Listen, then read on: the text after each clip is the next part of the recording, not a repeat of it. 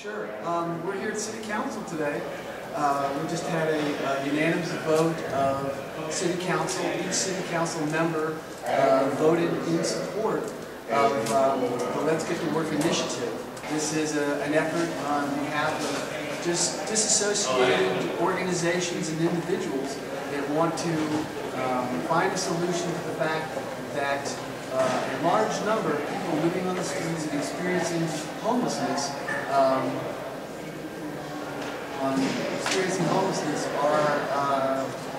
wanting to work, and so we want to address that. And we've shown that to be true by several surveys now. One conducted by the City of Austin, several conducted by House the Homeless, one conducted by the City of Houston, and they all indicated the same thing. People have a willingness to work so long as the wage that they're paid was at a living wage. The living wage would be needed on four basics: food, clothing, shelter, and this is a pretty basic thing. Why would somebody want to work at the current federal minimum wage of $7 a quarter and at the end of the day still not be able to afford the basics in life? And we have people like that, people that are living under bridges here in Austin that are working. And so these groups include Mobile Loaves and Fishes, House the Homeless, tell them we're here. Who else is Texas Homeless Network. Texas Homeless Network.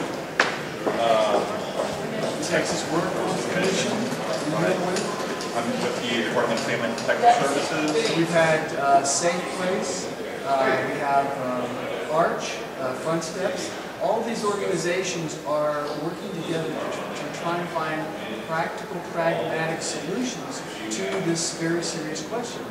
And what we've done is evolve ourselves into a task force. And the task force has looked at creating a pathway so that we'll be able to say to someone, look, if you're interested in work, get on the square, be persistent, put your head down, and let's go forward. And at the end, they will end up with a little bit of education and a job. Job training that will enable them to get a job that pays a living wage. Now, the way that we're doing this is we're reaching out to organizations and often enough faith-based organizations and asking people to pay attention to what's going on all around us. And that is that obviously people are living and dying on the streets of Austin. And we need to change that condition. Last year, House the Homeless at the Homeless Memorial, we read the names of 158 people who had died on our streets. And we want to change that dynamic.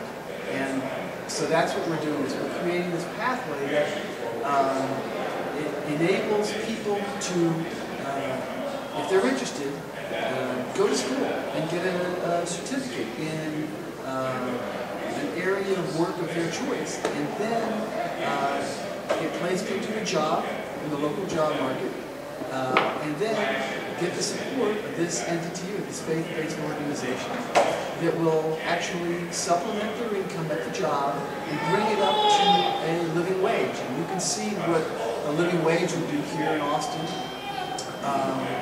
by going to our website, universallivingwage.org or houseofhomeless.org, and you can look and see what we're talking about. It's very simple. We're talking about the basics, right? Enough to afford basic food, clothing, and shelter. Included with the shelter is utilities. We have to pay for that. And it also has to include enough so that you can get to the jobs. That means transportation. And finally, of course, if you break an arm, you need to have access to the emergency room. So it's food, clothing, and shelter, including utilities, enough to get to the job with a bus pass, and enough to enter the emergency room. Of course, we have to work out a amortization program with the hospital for any balance. But it's the basic amount. That's what the living wage is. What you need to afford the basics in life. So that's what our initiative is. We've gotten the full support of City Council. Today is a historic day for us. We are now going to move forward. We're going to take the things that we've learned, the pathways that we've created, and go forward and secure the funding in order to make this happen. We're going to do this first here in Austin with 20 people. It's a 20-person model. And then we're going to extend that, because it's going to be a 100-person model. And after we do that, we're going to go to Congress and we're going to explain to them what it was that we did here in Austin, Texas. Thanks. Anybody else? Did we cover it? I think we covered it. I think so. Thank you. Just wave at the camera for us. Thanks. Yay.